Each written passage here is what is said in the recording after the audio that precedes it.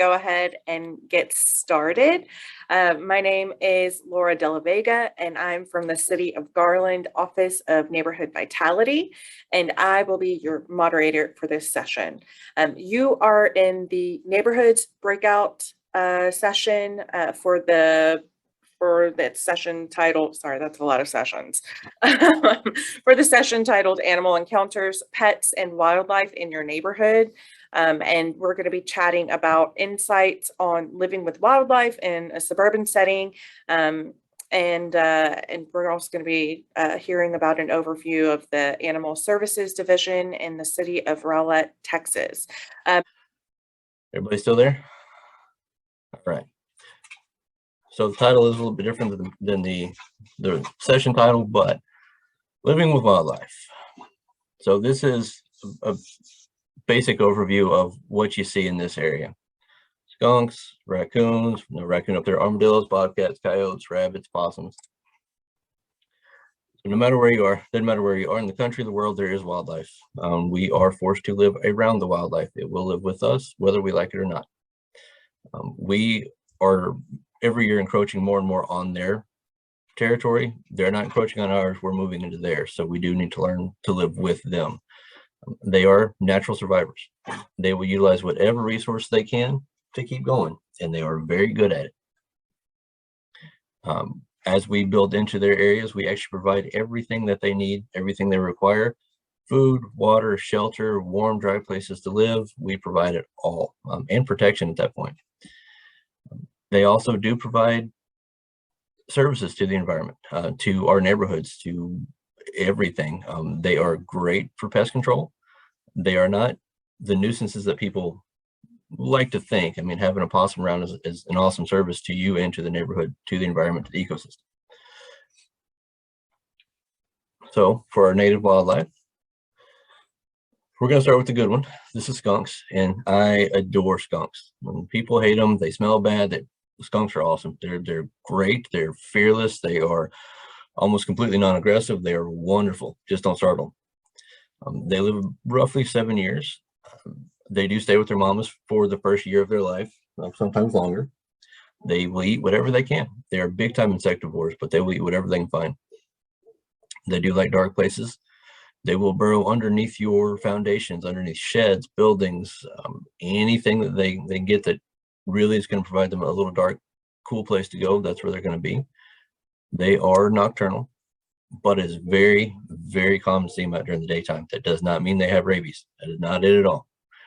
Something could have spooked them out. They could be out just because, or I mean, they could be sick.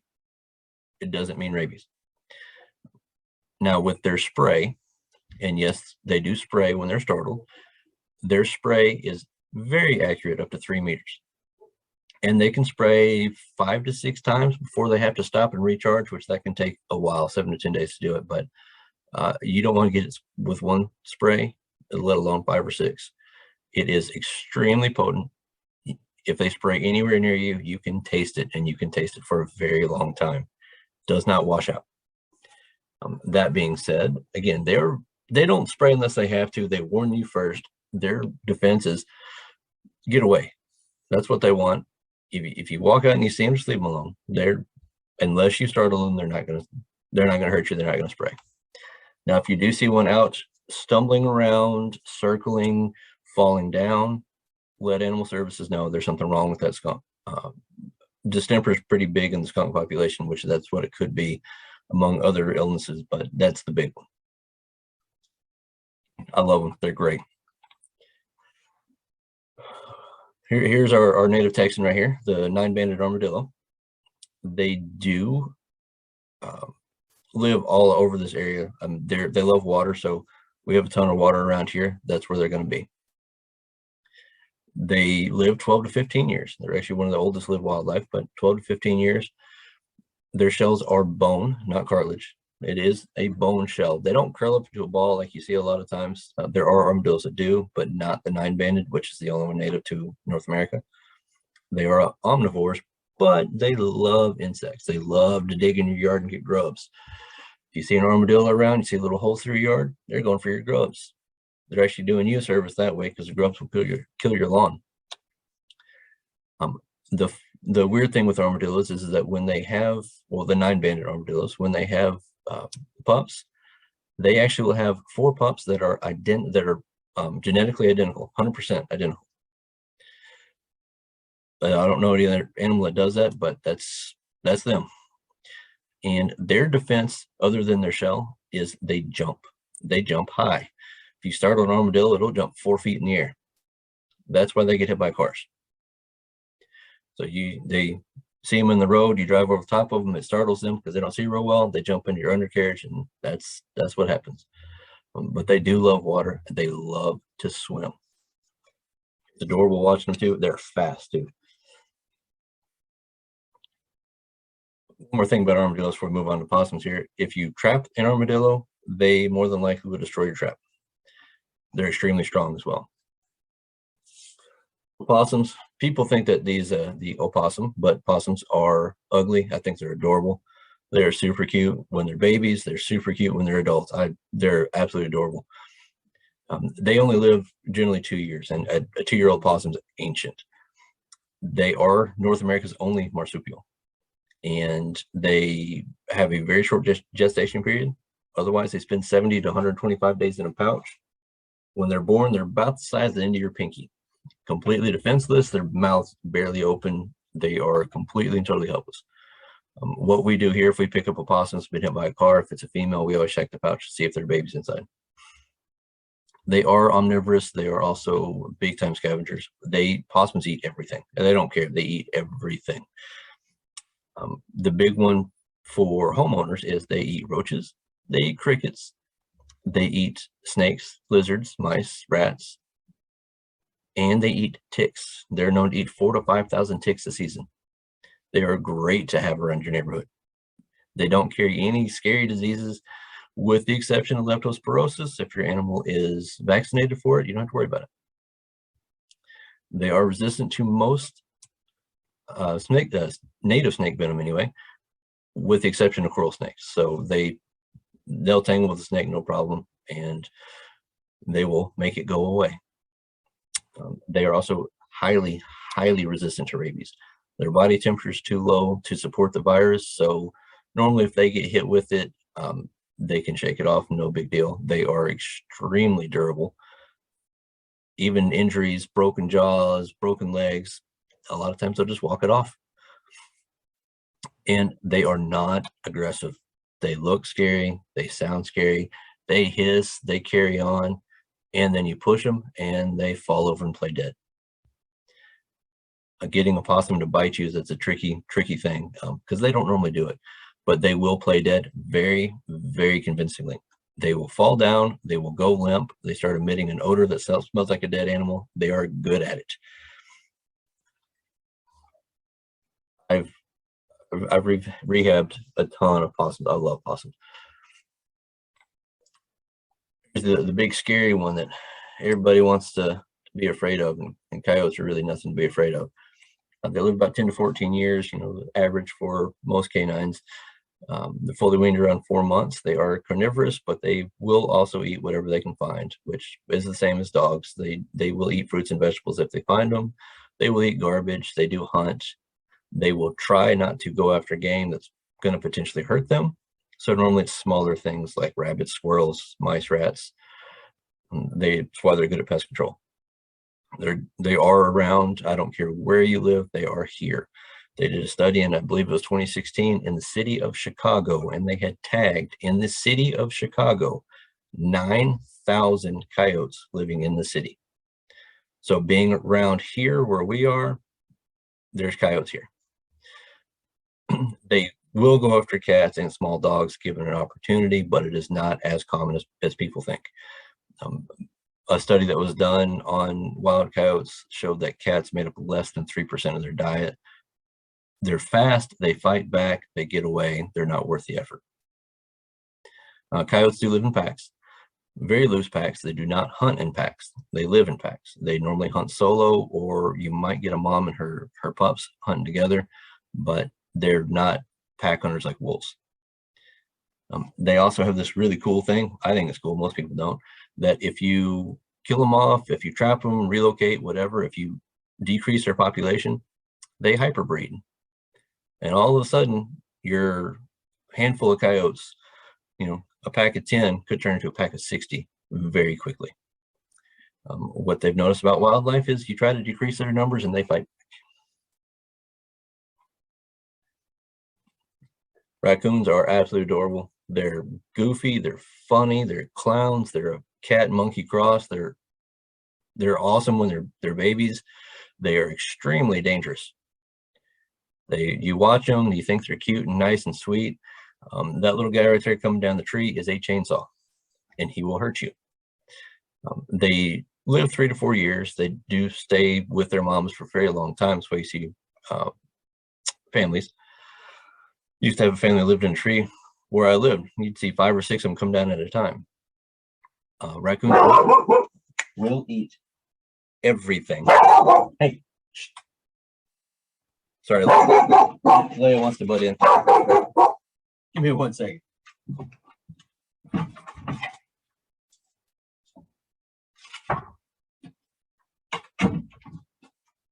Sorry about that. Working out a volunteer. All right. No worries. So they will eat everything, but they really like crustaceans.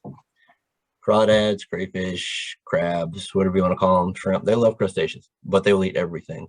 When you see them washing their food, they're actually not washing their food. They're dousing their paws. They have extremely sensitive paws, and they love to feel the tactile sensation of different things.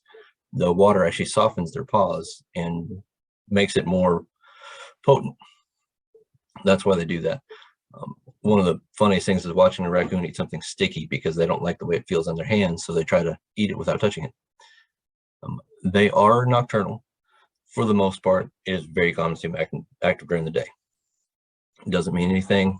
They can get rabies.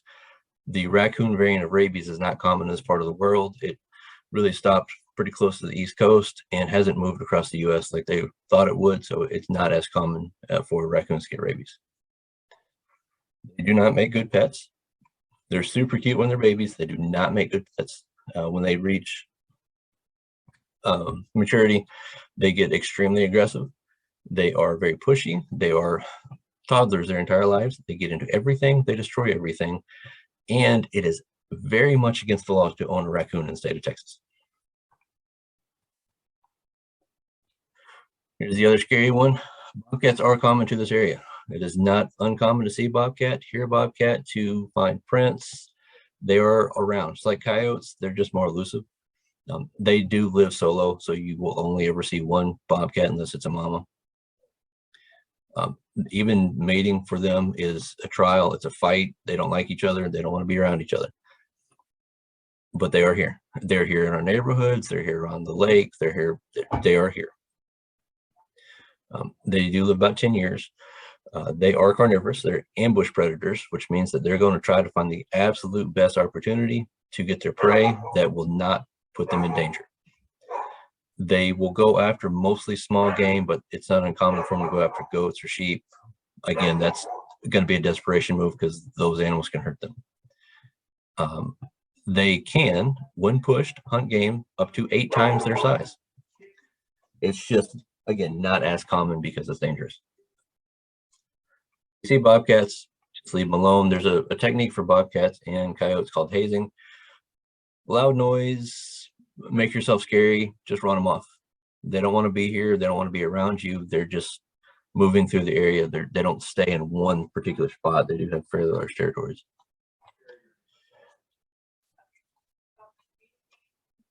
Now, other species that are around here, we have beavers. We have nutria, which, if y'all don't know what that is, it is basically a large water rat.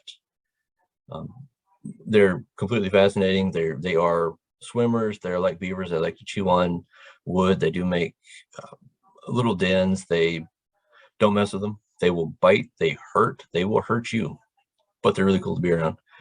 We do have deer. They're not common here in Rowlett, but they're common in other parts of the area. Neither are hogs, but hogs are all over Texas. We do get quite a variety of snakes. There are a couple that are dangerous, such as copperheads and cottonmouths. Don't mess with them. Just if you see a snake, it's outside, great. If it's in your yard and you're bothering it, you hit it with a water hose or just make sure it leaves. There's no reason to be worried about them.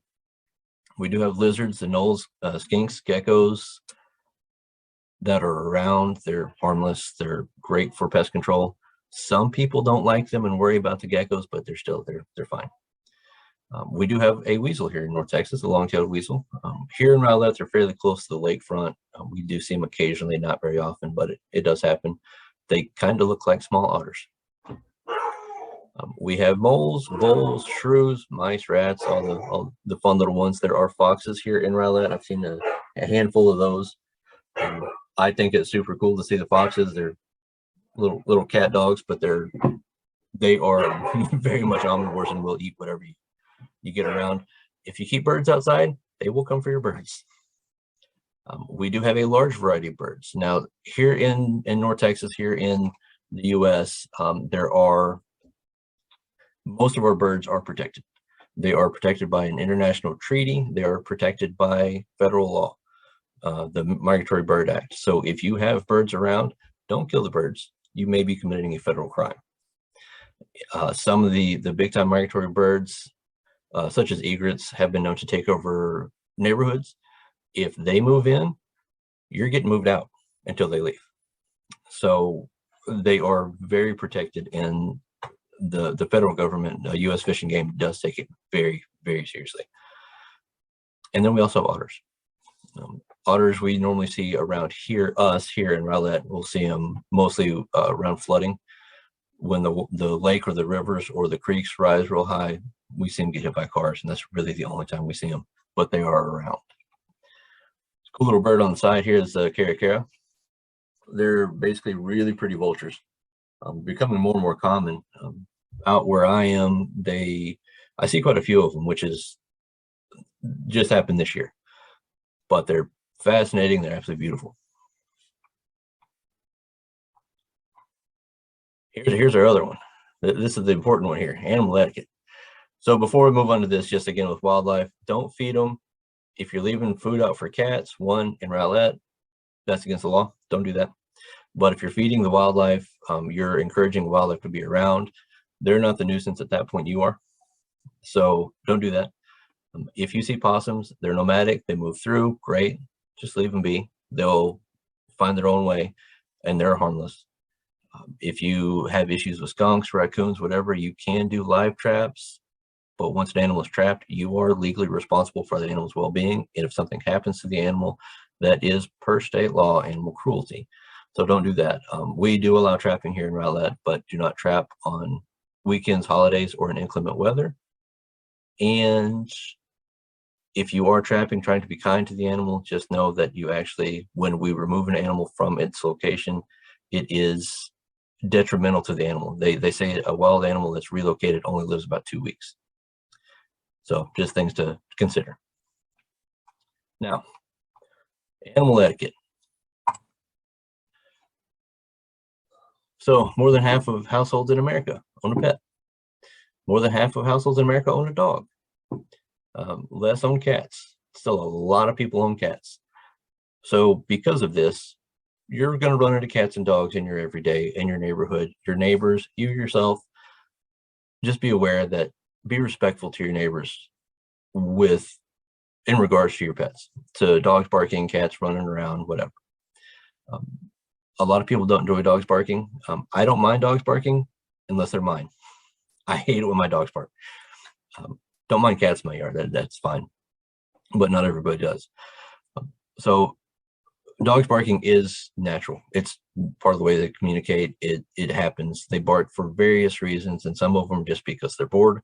Some of them they're alerting. Some of them they're playing. Dogs bark.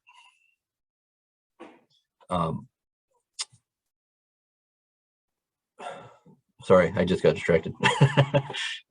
So they're there. What they're primarily trying to do is they're trying to communicate with their pack, which is going to be their owners, that something's going on. So if a dog's barking, especially in your neighborhood, you know where it's coming from. My first suggestion is just talk to your neighbors. Just let them know, hey, the dog's barking.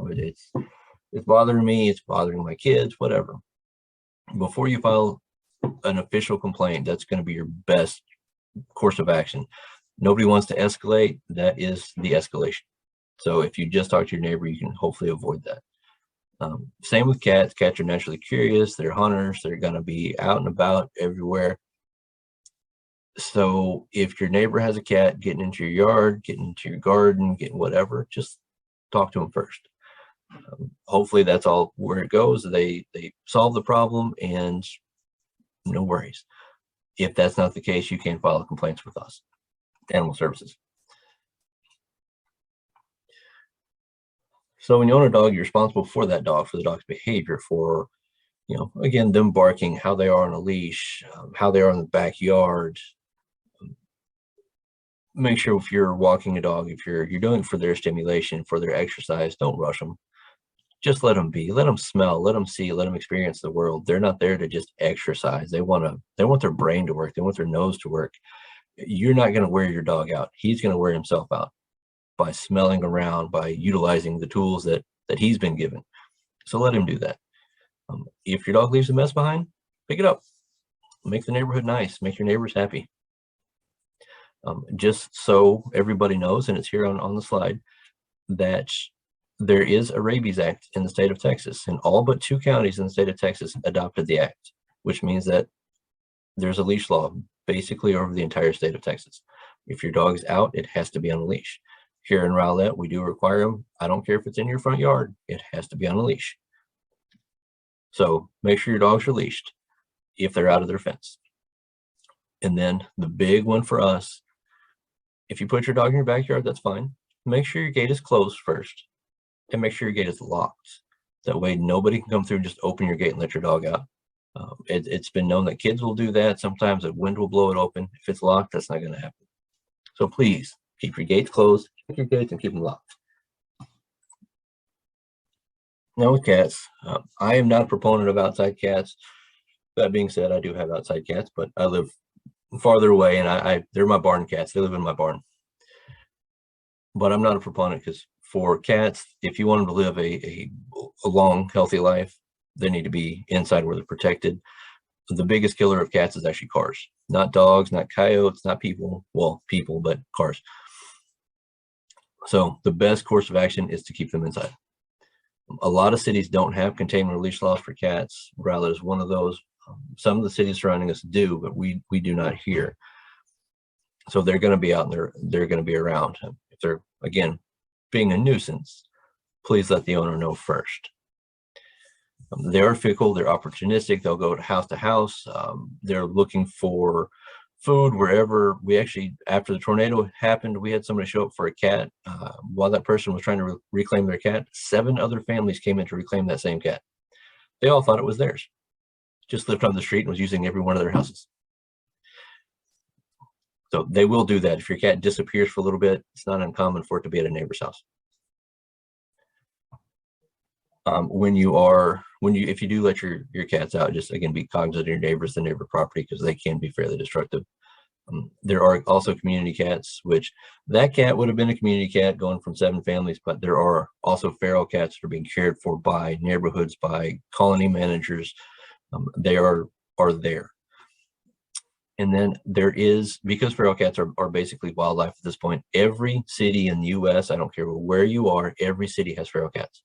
And every city says they have a bad problem. Everybody's in the same boat. So here in Rowlett, we did work with the Friends of Rowlett Animals, and we have a TNR program. It's a trap, neuter, return, to help lessen the feral cats. And what that does is you take them, get them spayed or neutered, and we re-release them back into a colony to help keep numbers down, help keep kittens down, help keep diseases down. It's been very successful. And in the community, y'all may not see it as well, but it has been very successful.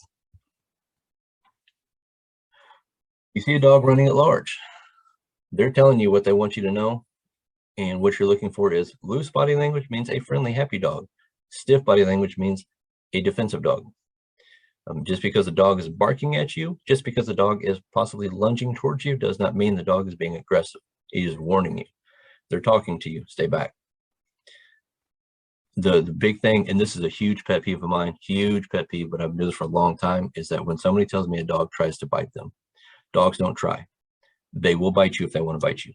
Unless you physically stop them, they will bite you if they want to bite you. So there's no try to it. It's a pet peeve of mine. Sorry, I've been doing it 24 years. So what they'll normally do is if you get close to their house, they stiffen up, they turn around, they bark, and they will stay right where they are. It's an invisible line that they are telling you, do not cross this line. Small dogs are the worst about it. A small dog will bite you, and a small dog will bite you by circling behind you and getting you in the back of the leg. They're not going to get you from the front, they get you from behind. They're the worst. Big dogs warn you, good, they'll stay away. Little dogs, no, they're not afraid. If you do see a dog out, even if it's friendly, don't grab it by the collar. That is a surefire way to get bit. They don't like it. They don't know you. A lot of dogs have never been grabbed by the collar. A lot of dogs don't even wear collars. But if you see a collar, don't grab the collar. If you see it as tags, just give us a call. We're more than happy to come out and check it out. And if you are walking your dog and you see a loose dog, do not approach the dog. Don't walk towards the dog. Walk away from the dog. If you see a dog just run around loose and your dog is on a leash, by walking your dog towards it, you're actually asking for a fight. If your dog's getting to a fight, one or both dogs could be hurt, as well as you. Dog fights are one of the biggest ways people get bit. And a lot of it is because you walked your dog towards another loose dog. So give us a call, walk the other way, and we'll come out there and see what we can do. If you suspect an animal's in danger, this is a big one in the community. If you suspect an animal's in danger, give us a call. We will check it out. If it's food, water, shelter, the dog's been outside in the cold and the rain, the dog's been barking 24 hours a day. If you suspect there's something wrong with the dog or cat or whatever, give us a call. We will do welfare checks. We do them almost daily, and it's fine. Most of them don't amount to anything, which is great, but we would rather not. We would rather it not amount to anything. But we do welfare checks. We do contact owners. We do check on the situations. Some of them will turn into animal cruelty charges. That's, again, why we need to be called. Don't let it be. Don't be afraid to be the person who says, I don't want to make it a big deal. It could be a big deal. And by calling us, you may actually take that dog, that cat, that horse out of a bad situation. You may actually save its life. So if you suspect something, give us a call. We will check it out. This guy right here was actually found on the lakefront of 66, right off 66, but on the lakefront, running around by a former employee of the city and her husband, who actually is an animal service officer for Garland, with a collar embedded in his neck. It had to be surgically removed from his neck. This is baby boy. If they wouldn't have found him, if they wouldn't have called, whatever, he very possibly would have died from just an infection, but don't know how long it had been there. He was the nicest dog. He is in a home now. Everything turned out great, but he is super sweet.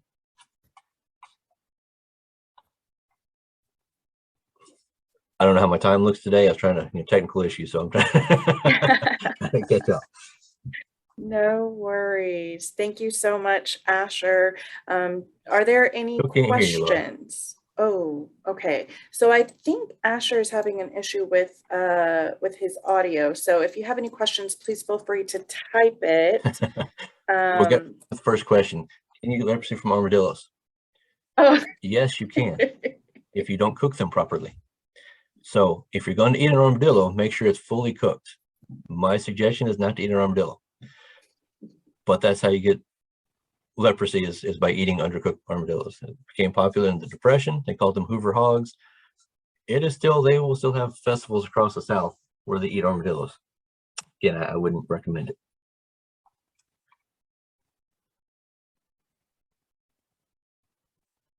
So anybody else have anything?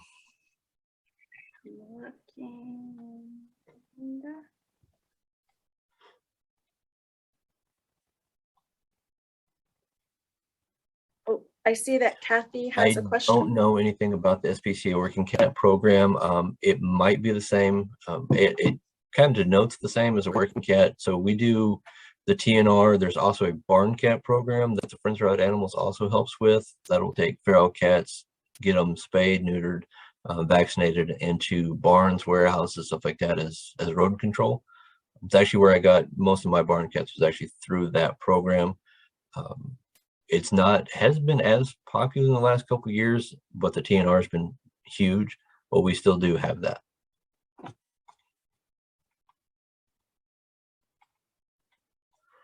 Best way they can support local animal services, make sure your animals are vaccinated. Spayed and neutered is great because it keeps them from getting out as much. Check your fences, keep your animals in, and adopt. We also do take donations, not of pets. We don't want pet donations. We want pet supplies. Financial donations are great. Food, toys, blankets, towels, newspaper, anything like that. We will take whatever. We'll never turn that away. That's huge for the animals here. But the big thing, our goal, I'd rather work myself out of a job than and not have any animals in the shelter, if that's the way we need to be, is keep them out of the shelter. That's what we want. The best way to educate about bobcats, people have it in their minds that the bobcats, that coyotes are the boogeyman, that they're coming for their animals. If you see them, that it's not the case. They're cats. I mean, if you see a feral cat, you've seen a bobcat. That's just how they are. They're not big scary things. It just takes people getting over the stigma that there's this scary animal there that is going to attack. It is incredibly rare for bobcats or coyotes to attack people. It does happen, but it is incredibly rare. The problem is that you get media stories that will latch onto them from across the country because it's sensational. So you might have one bobcat attack in 20 years that amounts to anything, which I'm sure everybody knows about the one that happened in Georgia, I believe it was 2 years ago, but that bobcat had rabies. That's why it attacked. It had nothing to do with the bobcat being a bobcat. Do residents need to register dangerous pets like pythons with animal services? I would not call a python a dangerous pet, but no, we only register dogs, cats, ferrets, and pigs here in Rowlett. It has to do with a rabies vaccine. So per state law, if we require registration, which most cities in Texas do, it is attached to the rabies vaccine. So as far as a python, as of right now, the ordinance says you can't have any lizard that gets over 6 feet. Snake that gets over 6 feet. Lizard over 3 feet. But no, you don't have to register pythons. I've got a 7-foot call boa at home right now that we found in a storage unit.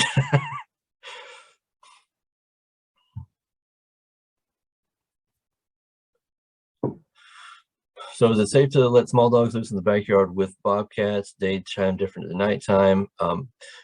No. So if you suspect you see a bobcat, there's one reported in your area, watch your dog. Doesn't have to be all the time, but don't let it out there by itself. Again, they have a large territory that they move through. So if you see one, a day or two, you're fine. After that, it's moved on. If you get a report from your particular neighborhood, again, just for a day or two, just watch it. The bobcat will not mess with a big dog. Your big dog is actually more of a danger to the bobcat. It is very common for, if a bobcat got in your yard, your dog would attack it and your dog would kill it. That's just how it is. So there would be injuries. It's not, I think here, since I've been here in Rowlett, so I've been here 6 years, we have not had a single dog attack a bobcat. The only ones that we picked up have been hit by cars, and we get calls about bobcats probably once a week.